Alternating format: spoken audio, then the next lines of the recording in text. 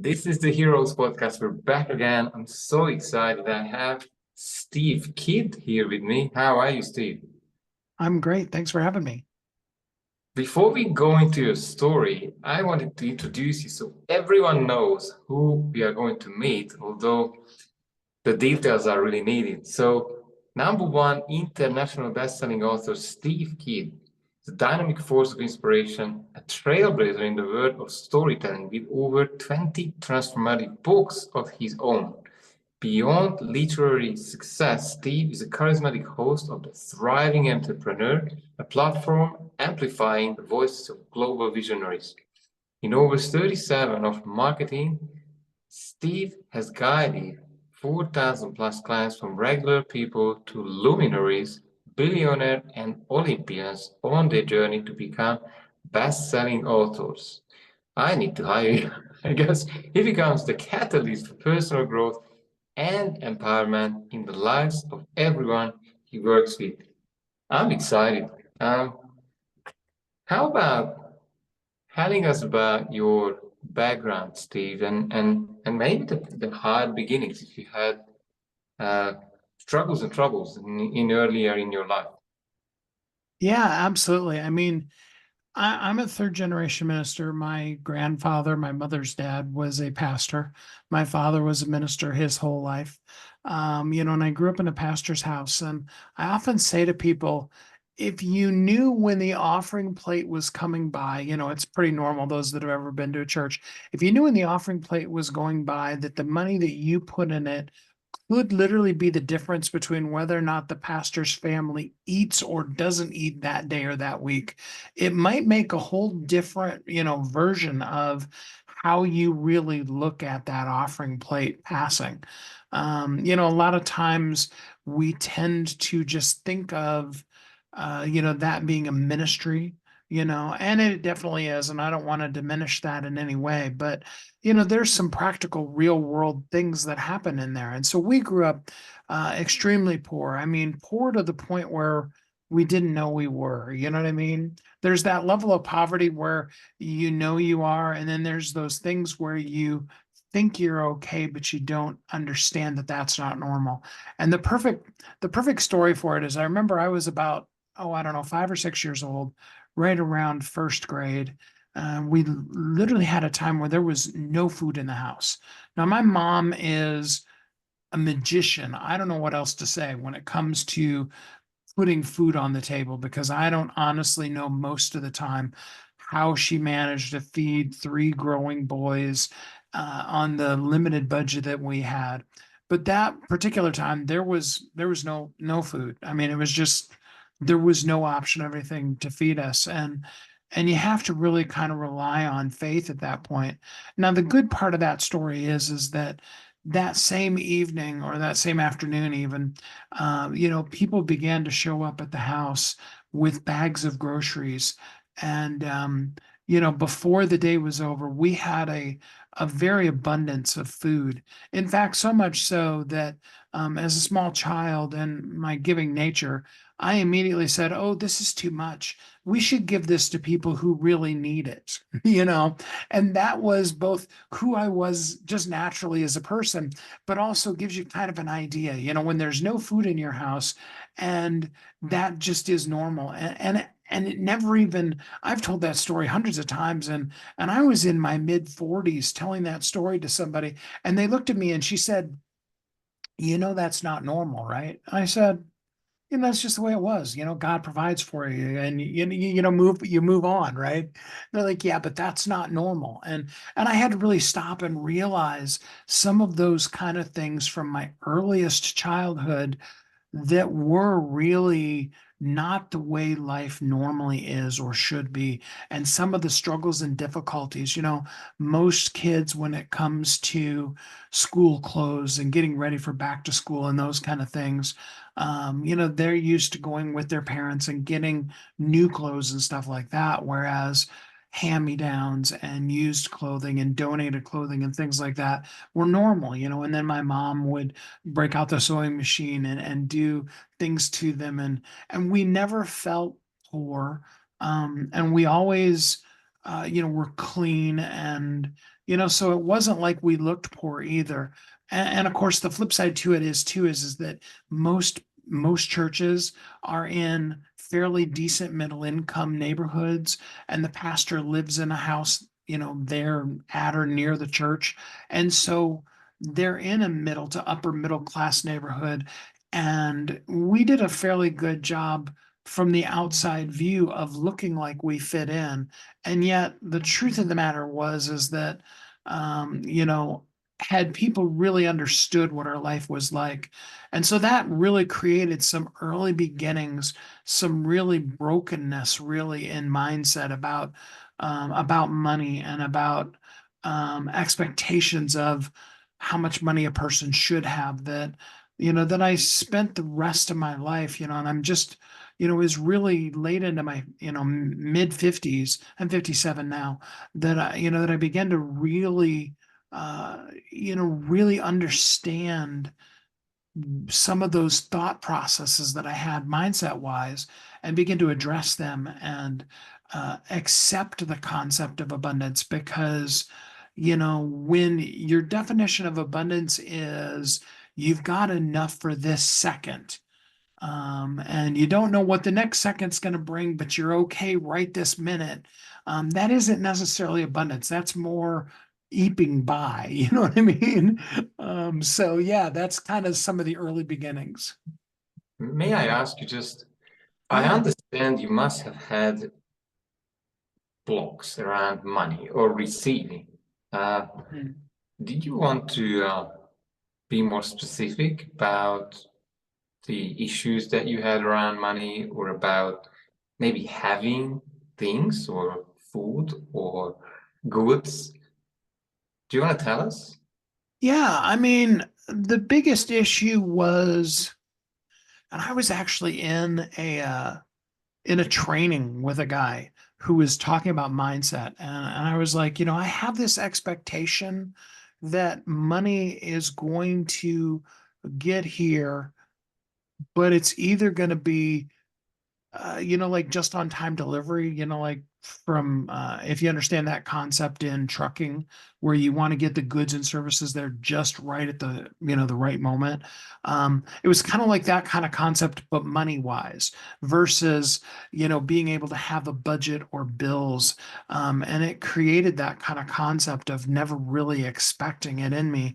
Um, and I didn't even, again, it was just one of those kind of things that became so normal that when people would, and not in a mean way, but in a helpful way, try to confront me on, hey, that's not a normal mindset to expect that money is going to either show up just on time or maybe even the next day just to test your faith. That's not really how money and God works. You really actually should be able to plan and budget. And I'll give you a perfect example. I was doing one instance of some of the marketing that we've done. We had a tour that we ran. And there were people that would come from all over the world to come and go on this tour that we conducted.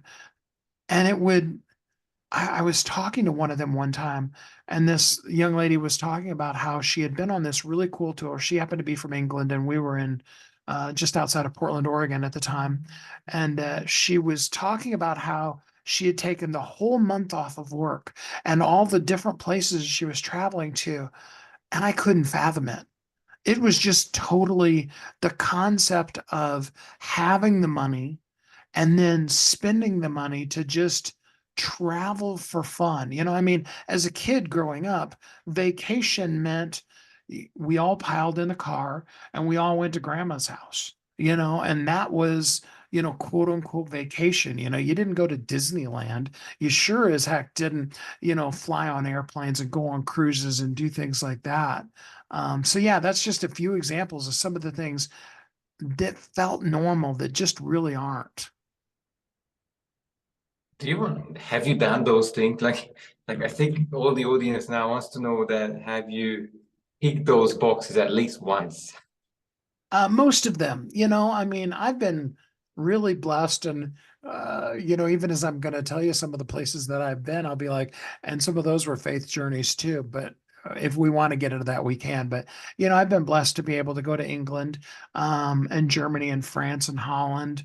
Uh, I got to the place, and again, that was mid to late 40s, early 50s, where I flew first class. This was a domestic in the U.S. flight. Flew first class, and I got to tell you honestly, and I'm thinking about another international trip that I want to take, and I don't think I'm going to be able to afford to fly first class on it because it's going to be like $20,000 to go first class for what is like a $800 or $900 flight in economy. I'm not sure that I'm willing to pay quite that much to go first class. But other than that, here domestically in the United States, I'm just like, if it's important enough to go on, it's important enough to spend that extra 200, 300, 400, $500 and go first class. I mean, it's just such a night and day difference. So yeah, we have began to make some of those, kind of changes, and I'm happy to report that, um, we have things like food where the other day I was out at the freezer and I was actually saying to my brother, my brother and I bought this house that we're remodeling. And I said to him, I'm like, we're going to need to buy another freezer because our freezer is completely full. So yeah, things have definitely come better. And there's still some mindset stuff that I'm still am working on too. Absolutely. Oh, that's amazing. I think, and I've come across a few clients who had very similar experiences when they were young, and they found it really difficult to drop the old way of things. And I hope you're realizing you talking to a traveling junkie. I have traveled 5 continents and I don't know, 60 or 70 countries. So I'm glad that you had a chance to see those experiences that you have seen as otherworldly or Martian. Uh, so what would you say, what has helped you to, if this was the biggest one, this sort of poverty mindset and not having enough, not even having any, what has been the biggest factors of breaking out of those frames of mind, finding a new version of you? Help us. Um, some of it is you have to experience it and let it in, and I think that's the biggest barrier that I found in my own life was is that, because it was so normal for my mindset, I tended to not accept in the possibilities of things, and so it wasn't even a matter. Well, it probably was, but it wasn't an intentional matter of wanting to settle for lack. It was just a matter of not even really understanding that it was. And so I really had to kind of, step by step challenge myself. I go back to what I was saying earlier about flying first class. The first time you look at a plane flight, and it's $150 US to fly economy, and it's like 400 to fly first class. There's that immediate mindset of, oh, well, I mean, you should save the money, and it's some of it you really just have to kind of force yourself through it. And I'm not even going to lie, sometimes it's even a little bit of pain first off to be able to do it. One of the things that I discovered, and it's actually a Bible verse, whether you believe in God or not, it's a really powerful Bible verse that says, God's able to do exceedingly abundantly above all that we can ask or even think. Um, because the flip side to the childhood that I grew up in is I'm a visionary, I'm a dreamer. I've always had big dreams, a big life and big intentions, and and then when you put alongside of that the concept of the possibilities for you being exceedingly abundantly above that. Now if somebody has limited imagination, that would be a different conversation we'd have. But for me, where I could think really big, I had to then challenge myself to really say, okay, if you can think that big, then can you be willing to accept that God created the world in such a way so that you could live even bigger than what that is? And yeah, it starts off with a lot of those little kind of things with, like I said, buying the first class ticket when you could buy the economy ticket. Um, and getting to the place where I know a big one for me was food delivery, especially during COVID. When the world was shut down. Because it's really not that big of a feat when you really look at it. You know, let's even say it's $30 for a couple $100 order. And that would be the high end normally when you're talking a grocery delivery order.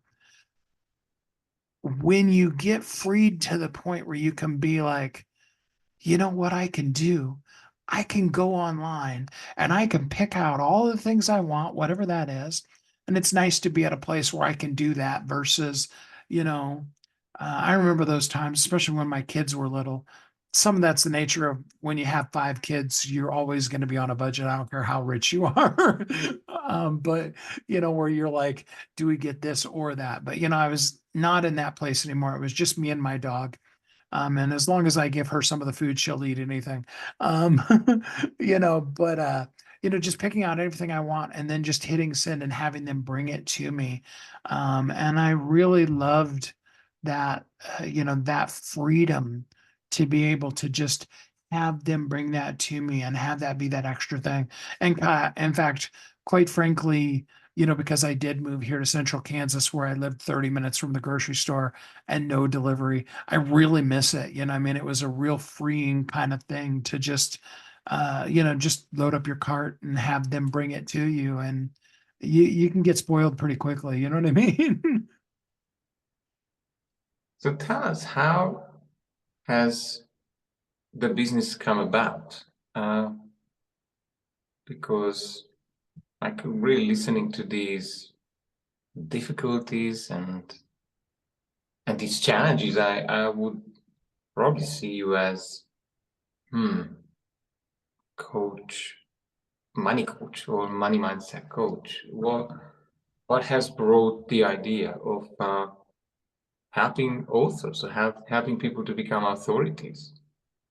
Yeah, I mean, it was kind of fun. I mean, I've been in sales and marketing my whole life. Um, you know, Along with the story of growing up as a child, I learned very early on that if you want to be a minister, you probably are going to work a second job to be able to afford to feed your family. And so I had sales jobs throughout all of high school. I was a sales manager by the time I was 19. And very shortly thereafter, we actually started our marketing company. And I've been self-employed my whole entire adult life. There have been times when I've been working as a contractor inside of a company, but even then I was self-employed. Um, and the book thing, we were working as a marketing company and working with higher end clients at that time. We had usually one or two max at the time clients that were very typically 7 and 8 figure uh, annual income earners, and we would run all of their marketing programs for them. And my second youngest daughter, on her 18th birthday, her and my then wife were big fans of the movie Twilight. And we lived in the area where the first movie was filmed at. And they went on a mother daughter trip for her 18th birthday to go visit all of the filming locations for the movie. And they were blogging about it and just kind of making notes and stuff. I helped them be able to compile that into book form.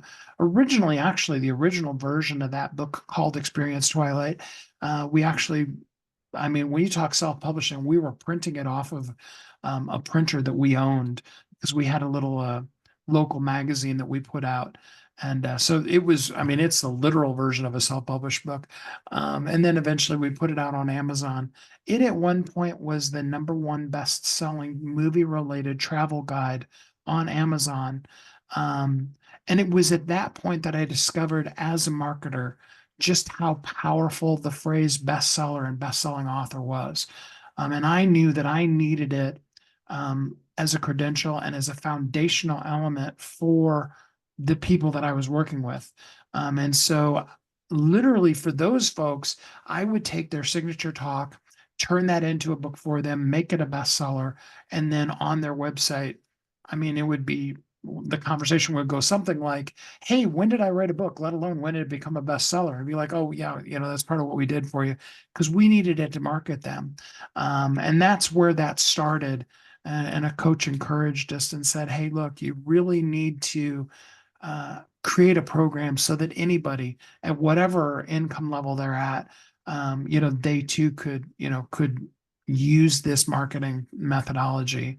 And that was 17 years ago. And, here we are now today, 4,000 plus authors later. And I can tell you absolutely, it's foundational in your marketing. And so along with all the other things we do, if you aren't a bestseller, or don't have a best-selling book, we absolutely are going to not demand of you, but absolutely recommend to you that it's a piece you have to have in order to maximize your marketing.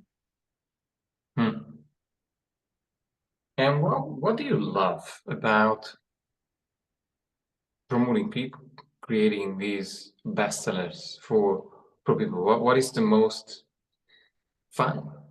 Oh, I love sharing people with the world. I mean, it's part of the heart of who I am. Um, Most publishing companies, and that's why I always make sure I tell people I'm a marketing company and not a publisher, because most publishing companies want to critique and judge, are you good enough? Does this message measure up? Is it something? And I believe all of us have a genuine and a unique purpose. And I love being able to help a person promote the wonderfulness that is them out into the world and just share that to the world, and getting to be a part of that is such a blessing. There's that cool transition for everybody, and myself included. Even now that I've got 22 published books, you have that night before when the person often asks me, it's like, well, what if I'm the very first person that you've ever had that didn't become a best-selling author? And I'm like, it's okay, we've got you. Just relax. The best thing you can do is just kind of take a couple of days off. Let us make you a bestseller. That transition from that fear that we all have to the next day or the day after that, it's a 2, 3 day period at most. When they become a bestseller, and you get the joy of being able to tell them, congratulations, you're now a #1 international bestselling author, or whatever level they're at. And it's just so cool to be able to give them the credential that reinforces that they're absolutely, and what they do absolutely is totally worth it.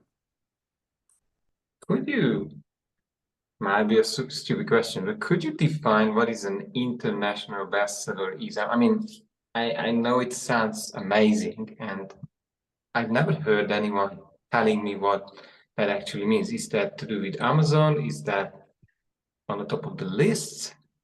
Pages. So I do focus exclusively on Amazon, because Amazon's the only statistically driven list that I know of, meaning that if your book's at #2 and another book's at #3 during that time period, your book sold more copies, got into the actual hands of individuals, of more people than the other book. Um, International means that Amazon.com is the US. And then there are 12 other international sites that Amazon runs: UK, Canada, Italy, Mexico, Australia, etc. Um, if you gave me time, I could probably come up with all 13 of them if you wanted me to. But and so to be an international bestseller means that you not only ranked in the US, but you also ranked in the in one or more of those additional countries. Powerful. And I was wondering, it's such an amazing uh, journey that you give to your clients. Who are the typical ones reaching out to you? Are these people have just aspirations to be seen and heard, or what is it? If is there a typical type of persona or business owner who is yours? I mean, There's two answers to that question, actually, because I know statistically, and it was like a Harvard study or something that did it, that 80% of everybody you ever meet in your whole life says they want to write a book, and less than 5% ever do. So I do have that wonderful opportunity to literally be in a market that could be for everybody. With that said, though I have worked with everything from children's books to adult fiction and everything in between, the normal person that I work with is somebody who is in business, but they need that credential to really reinforce what they're doing in business. I liken in my 20th book, I liken for a business becoming a best-selling author is the same as a doctor who graduates from medical school.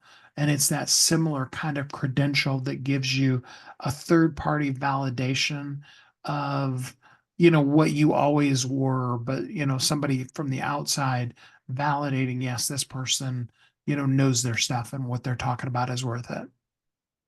And do you help them to sort of build on that best-selling author like title? Like, do you give tips or do you help them to create products out of that book? Is that your part of your service as well, or you have a team behind you?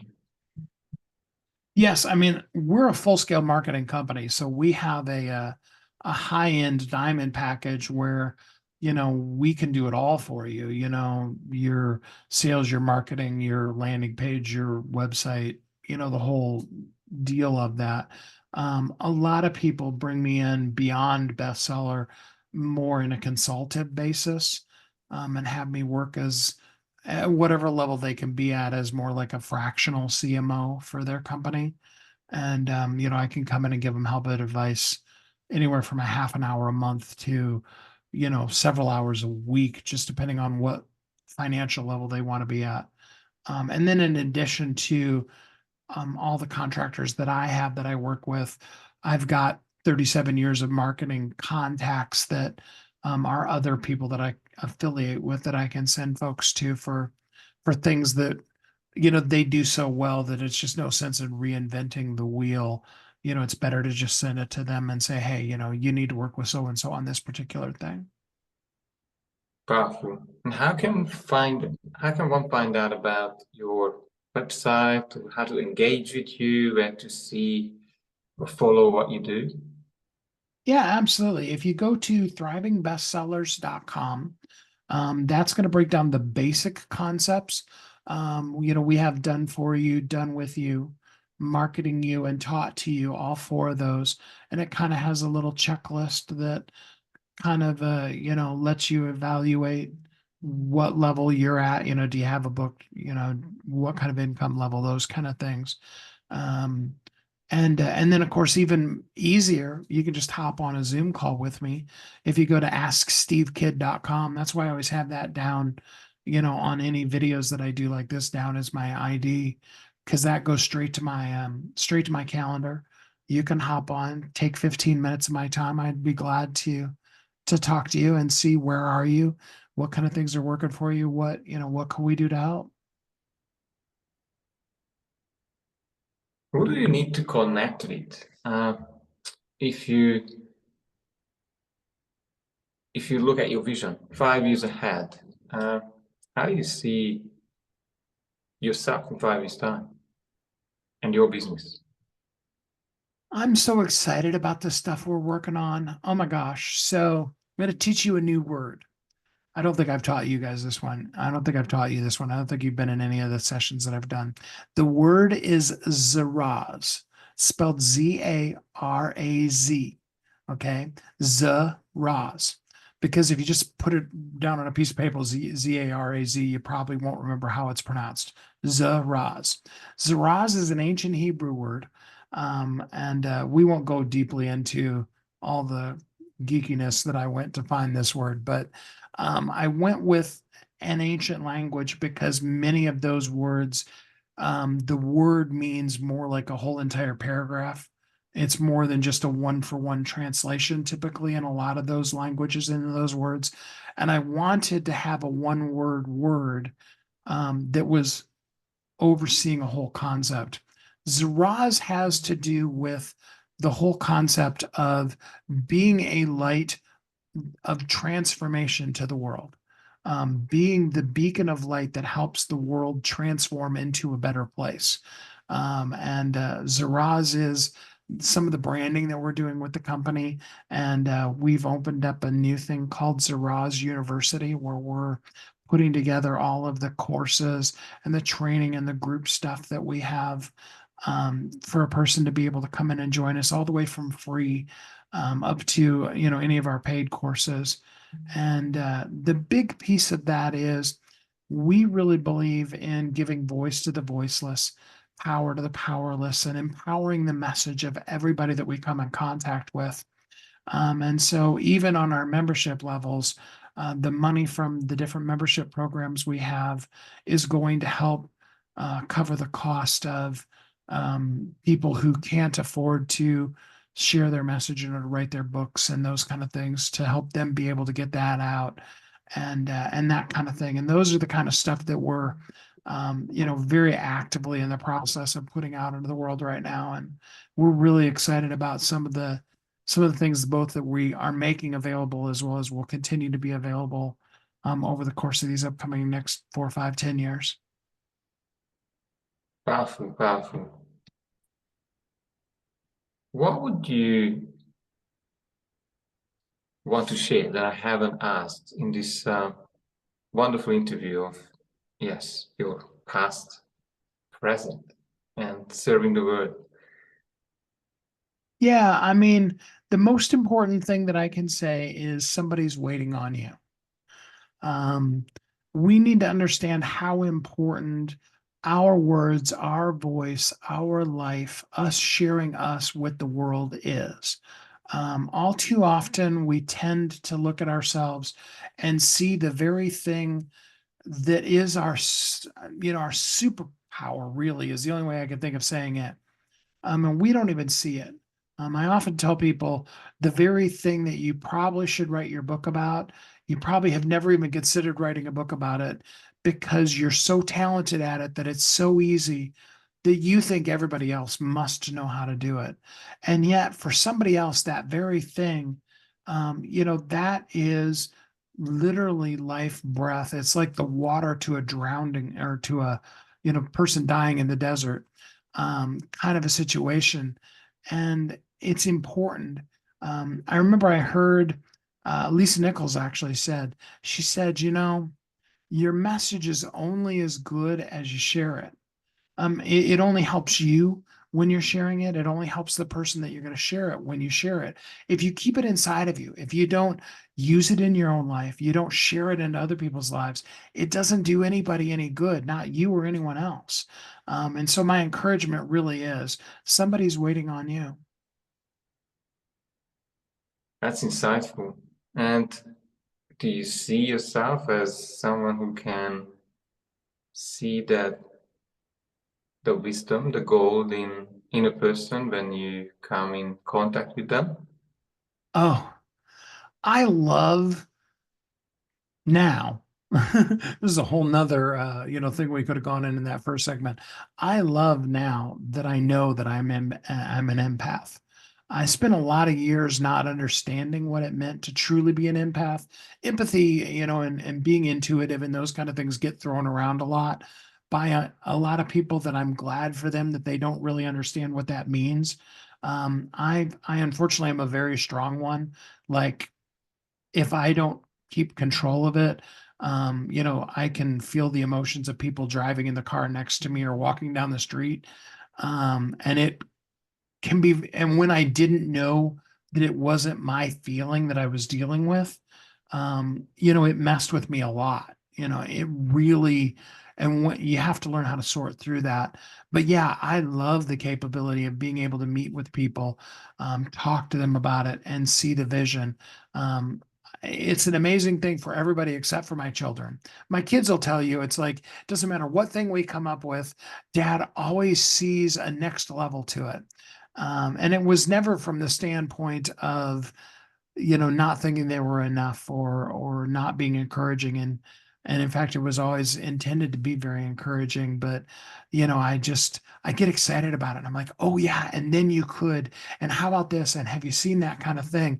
And that's just how my brain just immediately starts working, and so, like I said, I can understand for my kids who are growing up in that household where that might have been a little bit frustrating. But yeah, it's a wonderful thing to be able to get on a call with somebody and just be able to say, yeah, I see the insight into it.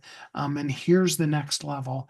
One of the things that I'm in the process of developing, I haven't rolled it out yet because it'll only be for a certain select group of people, but is an up level group that's all that I do with them is we meet on a monthly basis and I go deep with them to help them see, okay, you did this and then this is what's next. And then, I have a whole support group of people as well that can help them both accomplish that, but more importantly, really see it and then know how to bring that vision to pass. Wow, Steve Kidd, what a journey and what a message and what a mission you have. Have you got any last words before we finish this interview? And of course, all your details will be under the video. Yeah, absolutely. Well, first of all, Andre, thank you so much for having me here with you today. I'm so grateful for it, and all the things that you're doing in the world. As I said, somebody's waiting on you. Do share your message with the world. My message to you is, how can I help you today? If you decide you want to work with me, hey, that's great. But if you just need some help or advice or somebody that's going to be there for you, absolutely, as a person, I'm always going to put giving and helping above everything else. And I am absolutely here for you. And I would love to be able to meet with you and see how I can help you. Thanks very much, Steve. Details are in under the video, guys. Reach out to Steve. He's going to help you no matter what. It's so clear to me. Thanks very much and see you soon. Thanks, Andre.